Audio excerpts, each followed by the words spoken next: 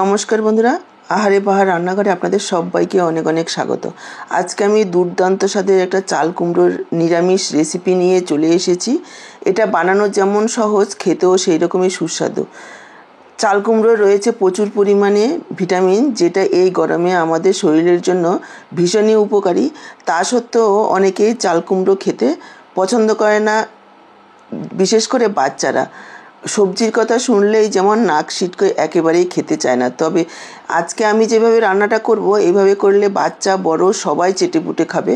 এটা পুরানো দিনের একটা নিরামিষ রান্না, খেতে অসাধারণ টেস্ট হয় আর বানানোও একেবারেই সহজ। তো চলুন দেরি না করে রেসিপিটা দেখে নেওয়া যাক। আজকে দুর্দান্ত স্বাদের এই চাল কুমড়োর রেসিপিটা করার জন্য 600 গ্রাম ওয়েটের একটা কচি চাল কুমড়ো আমি দেখুন নিয়েছি। চাল কুমড়োটাকে খোসা ছাড়িয়ে প্রথম গোল গোল করে কেটে নিয়েছি, তারপরে এইভাবে হাফ করে কেটে নিয়েছি। আপনারা আপনাদের পছন্দ অনুযায়ী কেটে নিতে পারেন, তবে এইভাবে কেটে নিলে আমাদের রান্নাটা করতে সুবিধা হবে। দেখুন, চাল কুমড়োটাকে কেটে নেওয়ার পর ভালোভাবে ধুয়ে নিয়ে চলে আসলাম। দিয়ে দিলাম পরিমাণ মতো লবণ, সামান্য একটু হলুদ গুঁড়ো আর সামান্য একটু লাল লঙ্কার গুঁড়ো। খুব বেশি মশলার প্রয়োজন নেই, একেবারে অল্প মশলাই রান্নাটা হবে। আর দেখুন, দিয়ে দিলাম কয়েক দানা চিনি। এবার চাল কুমড়োগুলোকে খুব ভালোভাবে মেখে রান্নায় চলে যাব। মশলা মেখে নেওয়ার পর খুব বেশি সময় রাখা যাবে না, যেহেতু লবণ চিনি দেওয়া রয়েছে, অনেকটাই কিন্তু জল ছেড়ে দেবে।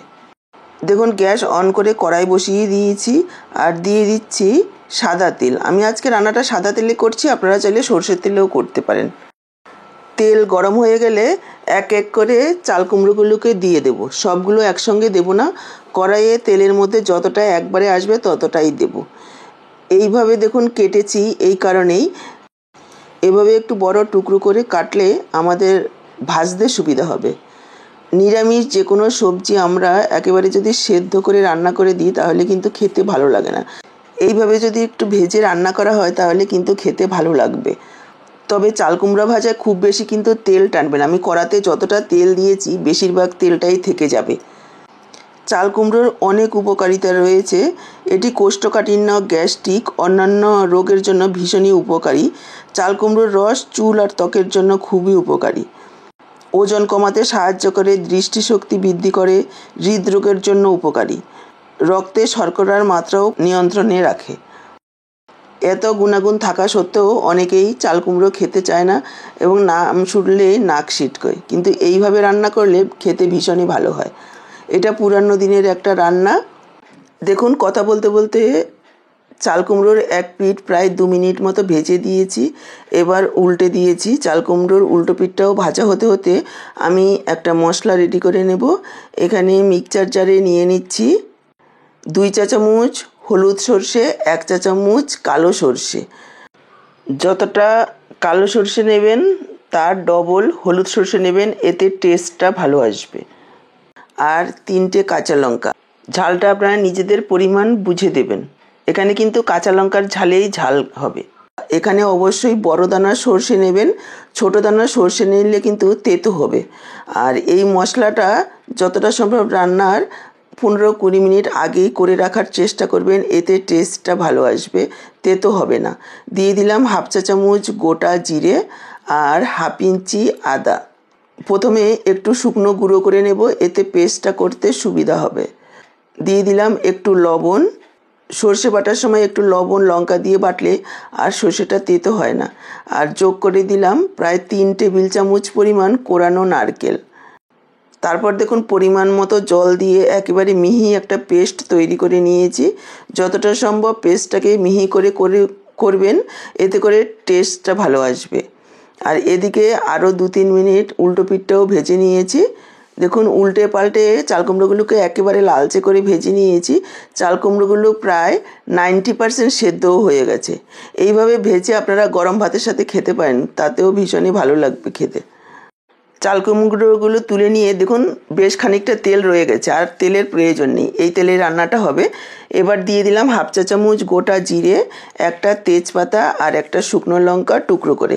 লো ফ্লেমে কয়েক সেকেন্ডের জন্য ভেজে নেব। তবে ফোড়নটাকে ভেজে একেবারে কালো করবেন না, এতে করে তেতো হয়ে যায়। ফোড়নটা কালারটা চেঞ্জ হলে আমরা পেস্ট করে রাখা মশলাটা যোগ করে দেব। মিক্সচারের জারটা ধুয়ে অল্প পরিমাণে একটু জল যোগ করে দিলাম। সাথে দিয়ে দিচ্ছি হাফ চা চামচ হলুদ গুঁড়ো আর হাফ চা চামচ পরিমাণ কাশ্মীরি লাল লঙ্কার গুঁড়ো। কাশ্মীরি লাল লঙ্কার গুঁড়োটা পুরোপুরি অপশনাল, আপনারা চাইলে নাও দিতে পারেন। আমি কালারের জন্য দিয়েছি, এতে কোনো রকম ঝাল হবে না। এবার পুরো মশলাটাকে 2-3 মিনিট সময় নিয়ে কষিয়ে রান্না করে নিতে হবে। এবার এখানে অনেকেই বলবেন যে সর্ষে বেশি খুব কষালে তেতো হয়ে যায়, কিন্তু এইভাবে কষিয়ে রান্না করবেন আর বড় দানার সর্ষে ব্যবহার করবেন, একটুও তেতো হবে না। একটু কষিয়ে রান্না করলে এর টেস্টটা কিন্তু আলাদা আসে। দেখুন প্রায় 2-3 মিনিট সময় নিয়ে মশলাটাকে কষিয়ে নিয়েছি। এবার আমি যোগ করে দিচ্ছি জল। এটা কিন্তু খুব বেশি পাতলা ঝোল হবে না, একটু মাখো মাখো টাইপের হবে। আর চাল কুমড়োগুলো প্রায় 90% সেদ্ধই হয়ে গেছে, খুব বেশি সময় রান্না করার প্রয়োজন হবে না। এখানে আমি 1 কাপ পরিমাণ জল যোগ করে দিলাম। মিশিয়ে নিয়ে ঢাকা দিয়ে ফুটে আসা পর্যন্ত অপেক্ষা করব, গ্যাসের ফ্লেমটাকে হাইতে রেখে। দেখুন ঝোলটাকে ভালোভাবে ফুটিয়ে নিয়েছি। এবার আমি এক এক করে ভেজে রাখা চাল কুমড়োগুলো যোগ করে দেব।